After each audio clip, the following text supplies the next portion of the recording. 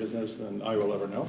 But I do want to open up discussion when you have questions about anything. Let's just leave it open like that. But what I want to touch on before I start is that what Kimon shared with you this morning and what Jim shared, really fantastic stuff when you look at the wide range and scope of what's out there and where we're going, and who knew what the phone was going to look like 5 years ago, and what's on the phone today. Now it's a computer with a phone, pretty much, versus a phone with a computer. So when you looked at that long list, you're not supposed to have a position on all of those things. And some of you are very small firms, some of you are very large firms in advance, and some are in the middle, but you need to be aware that those things are out there. So that I would say that that hype curve is checking your awareness and your perception, your perspective on it. But if I asked you, like BIM, I doubt that everybody agrees on what BIM really is. And my take on it is, it's building modeling. It's been building modeling for 12 years. It hasn't been building information modeling. It's been building modeling. And then you start adding information based upon requirements. But how many of you start a job with the owner giving you clear-cut BIM requirements? So how can you be on the plateau level of BIM? So I'm not criticizing, I'm just saying that's a self-perspective, but I'm looking at saying we don't even really know everything BIM can do for us yet. So we're still learning, and that's reality. We are still learning, but the fact is you're here to learn. So this stuff folds in somewhere, sometime, but you have to make that as business decisions in your business strategic processes. So where I was going to say, oh, if you're just talking to architects, you got to talk about culture and how they got to change culture, you know, to adopt innovation, all those types of things. It's not really true. We're being inundated with stuff. Now the question is, how do you wade through all the stuff and measure that to fit your company's strategic plan? And if you don't have a strategic plan, that's a whole different discussion. And then how do you take your capabilities and get them articulated to owners so they can write educated RFPs, so they can understand your skill set? A lot of people basically don't promote their skills, they respond to an owner's request. So we kind of have to turn the tables on that and say we need to get out in front of the owner and educate. So what I'm going to touch on today, and as a vendor, you know, I live in this world, so I'm saying, okay, what's really happening in our sector? We have a lot of chaos. Well, chaos is caused when you have all those disruptive technologies invading your space and all being kind of pitched at you from different directions. Okay, so then you got to figure out what's real and what's not real, and what does that mean to your company, and what's the right time to look at anything. It's not the vendor, so I'm being very clear-cut here. I'm not promoting a product, but I've absolutely been a vendor for 20 plus years, so I'm saying to you, our expectations of you are, we'll just tell you what you need. And then if you agree, that's great. If you don't agree, we've got to try to convince you for a long time, and then we hound you and try to get you to buy something, then afterwards you can't find us, you know, when you have a problem. So the reality is that we got to stop selling to you and let you buy from us and then service you. But this is too complicated stuff. I mean, you can't just do all of this on your own. And frankly, in this country, we don't really have a super high regard for buying training. We like to buy the technology and say, we'll figure it out. Mm-hmm. And that doesn't really help you as you get into some of these things that actually have high value to you. You need some of that training, but the people giving the training got to be good.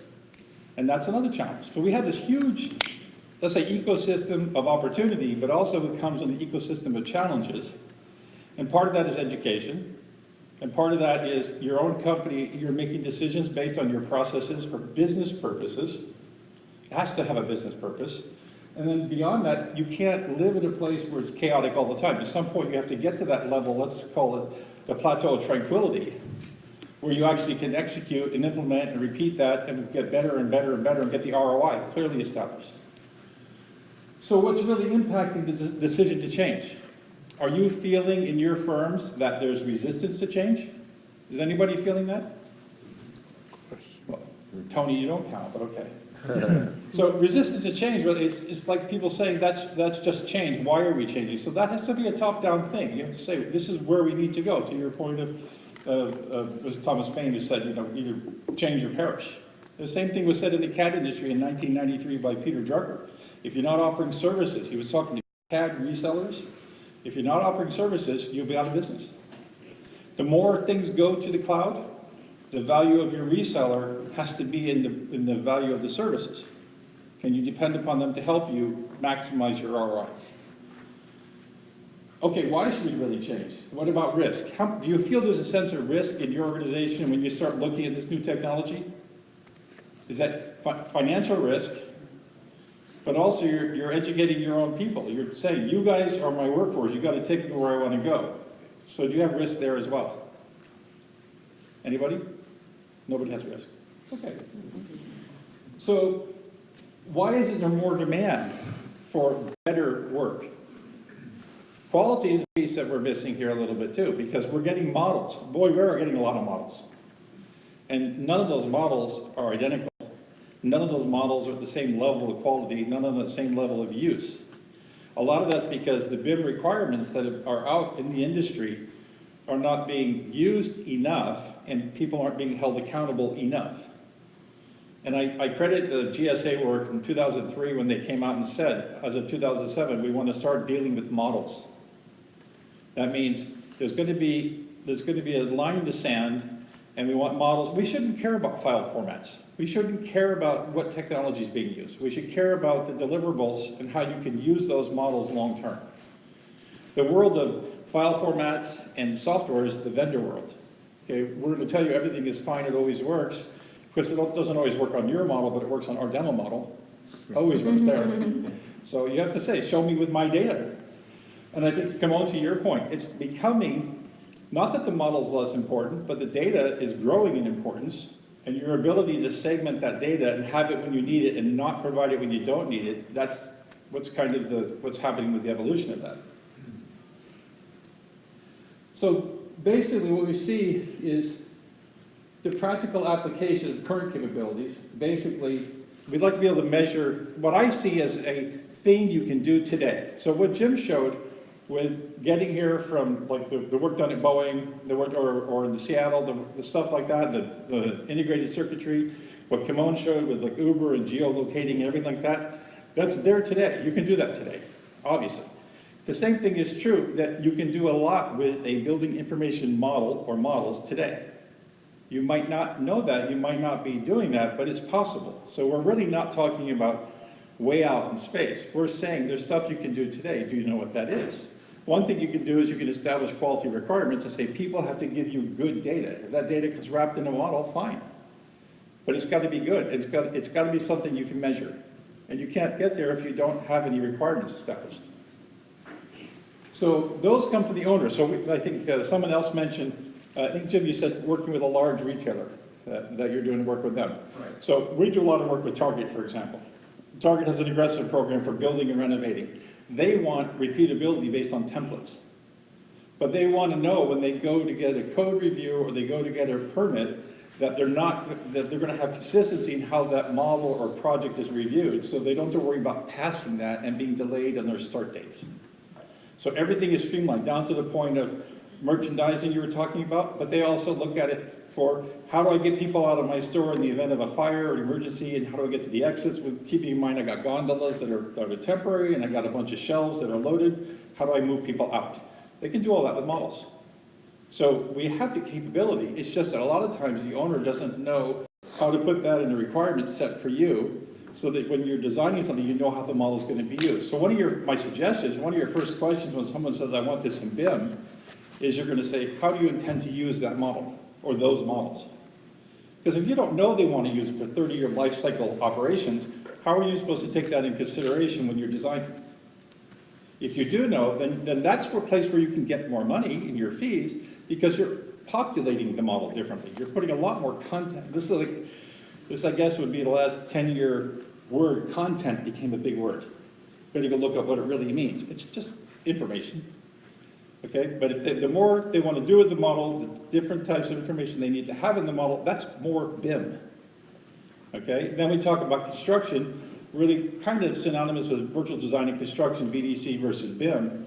You're talking about taking something someone's provided you and then building from it. The whole idea of BIM, for BIM to have, I would say, value, it's supposed to be data reuse, not data recreation.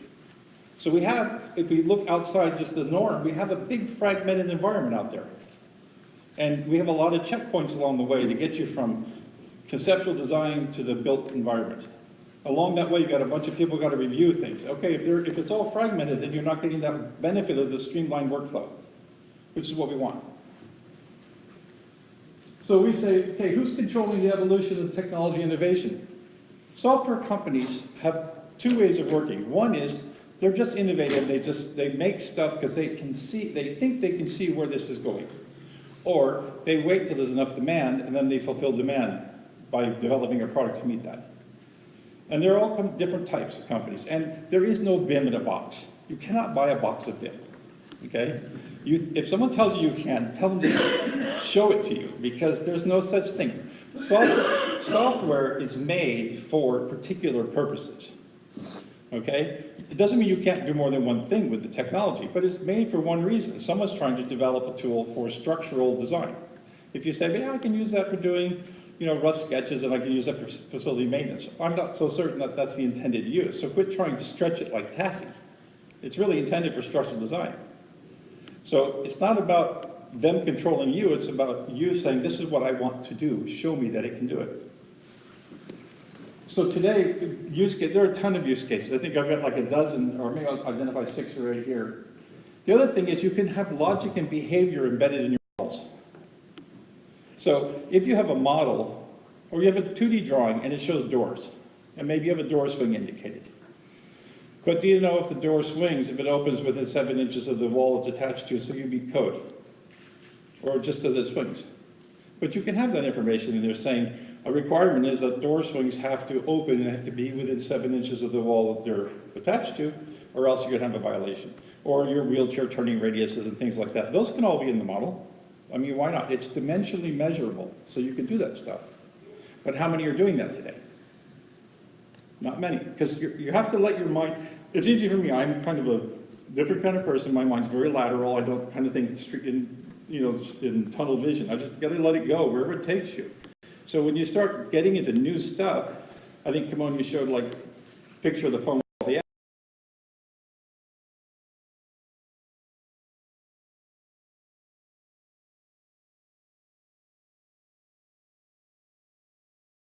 And why is consistency of quality the #1 driver?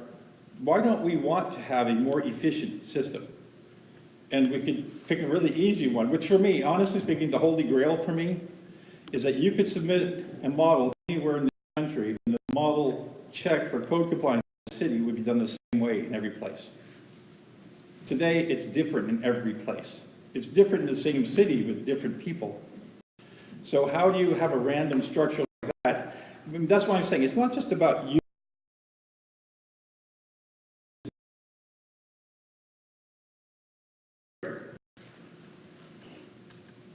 So, for example, code compliance, model QA, QC. COBE, I'm going to leave alone because I know it's going to be talked about a little bit later. But it's a use case. It's like, what can I do with now a BIM would be talking about like a product versus a process. Level of development verification. How do I for level development? You can check that. That's all checkable. Government requirements. For GSA for years, designing courthouses. Jim mentioned pathways. We know that checks can be done. They can run thousands of checks in 30 seconds to tell you all the possible variables associated with people moving around a courthouse. If it can be done, those are kind of complex. The simple projects are easier. Space audits. A lot of work's been done in major universities. When we went through the recession, university enrollments went up. People looked at all the space they had. They looked at those 5- and 10-year needs for more space, more people, where do you put them? How long does it take to go from this building to that building, walking time? So you're looking at using models for that. It's great stuff to use, especially when you're trying to get money to do these construction programs. Site safety is another one. You mentioned OSHA with the virtual learning, right? Well, OSHA 1920 Cisco to safety and fall protection. You want a safe site. If you have a model more than 3-inch barrier around it,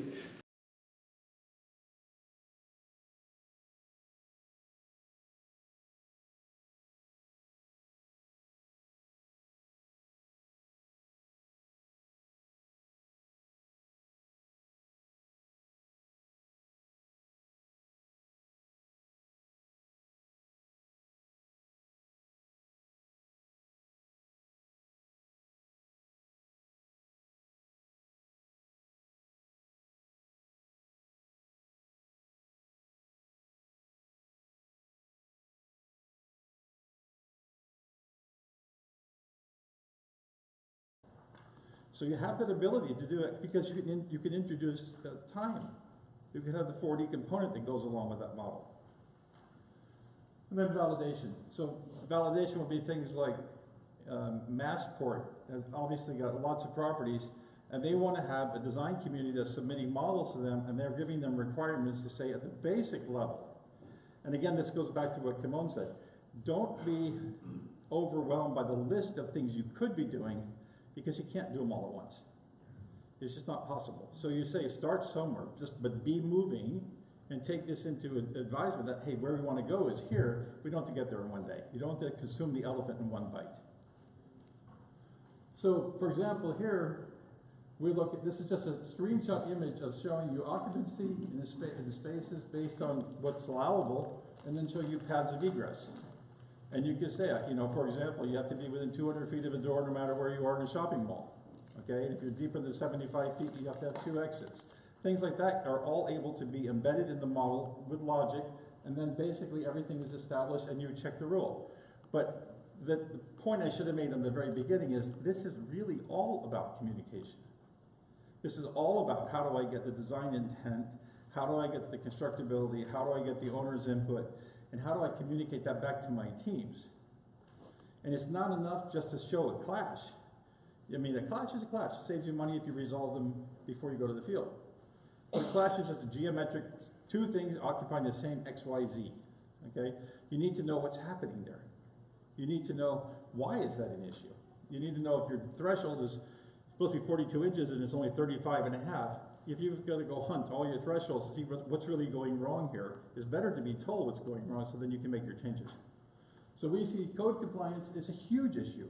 If your city could accept the model and check it for ADA compliance or check it for code, they could do that in 30 seconds, not 3 months. I mean, that's ROI. That's real money. They don't have to check for every single code in the world. And I can give you a case where we did a project under FIATech, which is a nonprofit, kind of a owner's technology type consortium. And we took a Target building, Target's retail store, and we shared it with 14 jurisdictions around the country. We said, please just check this set of drawings for accessibility egress issues. And we got all the results back. There were 191 issues, and they ranged from one city found 46 issues, and one state found 1 issue. How is it possible? They're checking for the same exact conditions, same exact drawings, and that's what they found. And we realized the issue wasn't 3D and 2D. The issue is 2D, and it was an issue of how people do their jobs. So now you got to tackle that industry, because what's the point of you having a really, really good model and handing it off, and they go, oh, well, we'll get to it eventually. Or then you go build it and you find out there's 7 things wrong that nobody picked up on. So this is not just your issue, your challenge. This is the whole system challenge. So here we look at just at code compliance, and this is all stuff that's fed in by you, and there are rules. So rules are just the same thing as code statements, aren't they? It says you can't have a water fountain, it's got to be at 42 inches off the slab. Okay, it's not too hard to check, but how do you check them manually? Why don't you take your technology and let it work for you on these things that are basically what the computer does, which is algorithms? You don't want to do algorithms, you want to do tables of doors and windows and drinking fountains. These simple things like here, like distance from the toilet from the wall. That's dimensional, that can be checked. ADA compliance on wheelchair turning radius. Okay, what happens if the radius goes from 60 inches to 62 inches? You just change the variable and check it again. It takes you 10 seconds. But how long does it take you if you're doing a senior resident with 164 rooms and you have bathrooms? You got to check them all. Then you find out one of them's off. Odds are good. You use the copy command. Now you've got 164 issues. And how long does that take you to fix? So the reality is this has to work for you. Okay, this is not something you're supposed to do and be suffering. Okay, as you do it. Mirror heights over sinks. Mirror height if there is no sink. All that stuff. That's all dimensional. It can be measured. It can be checked. These are things that can be done automatically by having a rule. There's nothing unique about the models. Then you look at things like light fixtures over the floor, or let's say on stairs. When I showed something, it was a hospital project, and showed it to a code consultant, they're like, well, we don't check for that. Okay, but there were 1,489 light fixtures in this hospital. Okay, 500 were basically out of code. But if you don't check for it, that means that's a field change, times 500, all right, times man hours, times lost time, times materials, times installation. It's not simple, and that eats into your lunch as a contractor. How do you manage that? Okay, well, you don't have to be in that position. But this is today, you can do it now. Looking at doors in series, there are rules about that. You need to know, is this allowable or not allowable? What's the pressure required to push open the door? Does the door swing both ways or not? Okay, where's the latch side? All that kind of stuff has to be known. It's all can be modeled. So this is building information modeling versus just building modeling. LOD, we're talking about roughly that said these components are supposed to be at a certain level. You see levels 1 through 3 here, and on milestones, you pick all the things up in the model that are not there yet, but you're being charged for those. So now you push back on the people supplying you. So, well, you know, I'm not paying you for this work that you have not done yet because we can verify that they're not at that level yet. So this gives you the control of the process. Look, this is something from the GSA, working with the ANSI BOMA and the GSA space requirements, where you could look into, you know, rentable square feet, gross square feet, usable square feet, measuring it the way that they measure so that they can have accurate calculations for their own purposes. Making sure, I think one of the things was fenestration ratios, right? We said can't be more than 10% of the building, and so much building can be public space, and so much has to be, you know, GSA space. So these are all things you can do today. So we say game-changing technology. It's game-changing if you're not doing it, but it's possible to do, and it's already been proven. So this should give you a level of confidence that should put you up on that BIM plateau, if you will, because it's been proven by thousands of customers, thousands of users. You don't have risk in these areas. Then when you look at COBE, you're going to look at what it's all about. This is really about extensive amounts of data for big or small agencies, but it can carry whatever you want it to. The question is, what do you need, when do you need it, and what do you have to do with it? So I'll leave that to the later presentation. But it gives you an idea that you have flexibility in the software today that it can take in an awful lot, and it can push out an awful lot, but you got to tell it what you want. Okay? So here you get to simple things, like that Support Authority Transit Hub in New York, and they're saying, okay, we want to know how many you know, porta potties we got to have for how many people working on the site. There are requirements for that. If you don't have enough, and you model them, it will tell you you need more. It's no different than saying how many fitting rooms do I have to have in a store. You know, if I'm modeling, or how many bathrooms do I have to have, and how many have to be accessible bathrooms. It's the same concept. If it can be measured, it can be modeled, and it can be verified and validated. Then looking at safety concerns, what's the range of our, you know, we have fire extinguishers, what's our range of coverage? These are things that can be modeled for the work site. It's a simple thing because those are BIM components placed in a BIM environment, and then you're saying our requirements for this, and it could be the same thing with, you could actually do it for Wi-Fi, you could actually do it for alarms, because you have to have visibility, you have to have noise, or the decibel rating for rooms of certain sizes. So all that could be in your models. Okay?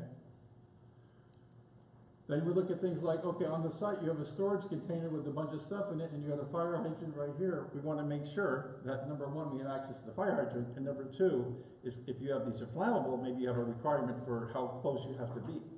So again, these are unique to different jobs, but it can all be done today. Looking at slab edges to make sure fall protection again, you don't have someone walking off into space. So what are we waiting for? That's, again, as a vendor, it's like I'm not trying to push people. What I'm trying to. What's holding us back? Is it a lack of knowledge? That's possible. Is it a lack of owner education? That's highly likely. Okay, and if they're educated and they're pushing things out, are they giving you good BIM requirements? And are you being at the design side? Are you being paid? Because those are changing your job. That's not just getting paid for rework we're talking about. It's paying for content creation. Because you're having to put a whole lot more in than just a set of 2D drawings with door schedules. What we want is, we want to embrace change. I think in this room that's not a concern. I think you're here because you want to embrace change. And you want to do it for the right reasons. We have to advance the industry. That means we have to educate owners, we have to educate jurisdictions, we have to educate a lot of people about why this technology actually needs to be used, or else we won't close that productivity gap. We'll just keep doing it the same way. So just for example, if the process today is you design something, and you could pick a tool. Let's say Revit. It's a good tool. You could design something in Revit. You submit it to the city for review. How do you submit that? 22 sets of drawings? So you do all this work in 3D, you flatten it to 2D, lose all the information, give it to the city. And this is how it is in Phoenix. Okay, give it to the city. 3 months later, and for $1,500, they give it back to you with a pass-fail, right? Or for $4,500, you can get it back in 2 days, which I don't understand that part, but okay. Then you take it back in the 2D with the markup and go back in 3D and fix it and then put it back in 2D to them. How smart is that? Okay, this started around 2001. This is 2017. Okay, clash detection is another one. How many of you have Navisworks? Oh, not too many more. Okay, so Navisworks finds clashes. It's great. Okay, I brought it to the US, so I know it's good. It finds clashes. Why are we still finding clashes 15 years later? Why aren't we modeling better so we're not relying on the technology to find the clash? We should be, as Jim said, auto-routing or clash prevention, where you're going along, you find an issue, you fix it on the fly. Why are we having people model, oh, found all the errors, go back and model, until you have no clashes? We need to advance the technology as well, so that when you're doing work with these tools, they're actually leading you to a more efficient way. And the efficiency is in the processes. It's not changing your aesthetics or your design skills. It's taking the mundane, repetitive, tedious tasks and automating those. Unless you want to spend your time counting light fixtures. At $14.89, I would say I probably would lose count. Better model consistency is better ROI. It's a fact. Fewer change orders. Better model consistency means you find mistakes inside your firm, not in front of your customer. Okay, and we know the track record is mistakes made by, and it's not bad to make a mistake, but people make mistakes, they make the same mistake every time. You know, they'll just have a thing that just says, I forget to close off my walls, you know, okay. But better to find that at your desk than in front of the customer. And the caveat I would say for software companies, if you ask for it, this is something that I would say is 100% true. You don't ask for enough. You don't. You don't say, when someone comes to you and this, or like you might have a project and you say, okay, I need to get some software. And you call your dealer or you call somebody, okay? What's your process for that? You say, I need to buy, you know, a couple licenses of this. And they tell you how much it costs, right? And then you do a purchase order. Maybe. Okay, in my world it takes like 3 months, but okay, you do a purchase order. But if you said to them, I need you to come show me what that does, and I need you to use my data, okay? Because that's a significant investment on your part. And we're not going to talk about software pricing today, but it's a significant investment. And that whole market's under significant change too. As it moves to the cloud, you go away from perpetual licenses into access and user costs. It's changing. So you need to know, how is it changing? Because how do you have a company with, whether it's 3 people or 300 people, you have licenses of software that you're maintaining. How do you move? What's the impact on you if that starts going into a different model? How do you plan for that? And most companies are run by lawyers and bean counters. How do you address that if you have variable pricing? It's like a nightmare for most people. So, but you have to ask. But we don't ask enough. We really don't. Okay? We push back a little bit. But in general, if you ask for it, it will get developed. So when I say game changer for this part, I'm actually, I mean, getting to spend time with Kimon and Jim, and Steve, and Tony, and all this, it's great for me because I learn a lot every time. But I realize the magnitude of what we're trying to do here, we're just at the tip of the iceberg here. Okay? We're trying to move and become more efficient. And this day today hopefully will show you kind of the scope of what's out there. Don't feel like you're left behind. Don't feel like you're slow, because things are changing all the time. But feel like you're investing wisely to support your own strategic purposes, rather than just reacting to a project by, you know, feeling you got to go buy something. Okay? In the end, you want to make sure it's an informed purchase and your people can learn. And you need, the part about asking is ask for help on training. You know, the technologists want to help you. We just gotta get past that part about thinking everything's gonna cost money. It doesn't always cost money to get help. It doesn't have to. So, Any questions for Jonathan? thank you very much. Good.